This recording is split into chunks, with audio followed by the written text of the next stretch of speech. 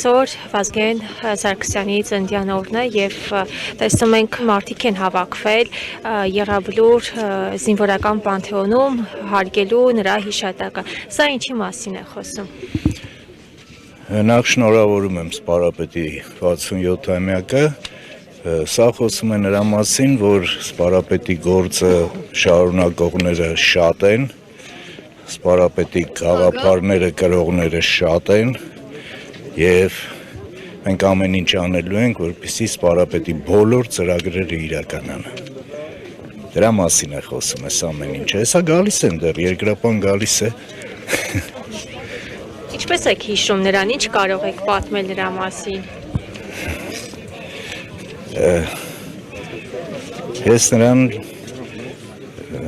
հիշում եմ իր կեցվածքը, իրեն են վախենալու մարդը, բայց նա վախենալու մարդ չէր, նա իրոք շատ բարի, շատ փափուկ սիրտ ունեցող եւ կարողանում էր հարկ եղած դեպքում ջղայնանալ, բայց ամեն դեպքում սպարապետը դա հայրենատերն էր։ Կարծում եք սպարապետի երազած հայրենիքը սա է, որ մենք ապրողներս ունենք։ Մենք ձգտում ենք դեպի սպարապետի երազած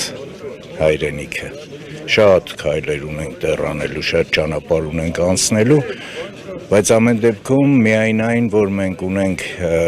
ազատ անկախ ինքնիշխան պետություն, դա արդեն կայացած երազանքներից մեկն է։ Մնում է հզորացնենք մեր պետությունը, հզորացնենք տնտեսապես, հզորացնենք եւ դիվանագիտորեն, որպեսզի ամբողջ աշխարհով մեկ մեր Հայաստանը իր դիրքերը են ճիշտ դիրքերը գրավի։ Պարոն Մխիթարյան, կարծում եք, որ սպարապետը կերազեր Հայաստան առանց Արցախի, այն Արցախի, այն հողի, որի ազատագրմանը ինքը մեծ ներդրում է ունեցել։ Ես միայն մի բան կասեմ, եթե չլիներ 99 թվականի հոկտեմբերի 27-ը մենք լրիվ այլ իրականության մեջ կապրեինք միացյալ հզոր Հայաստանում։ Որտեղ Արցախը եւս կլիներ։ Միացյալ հզոր Հայաստանում։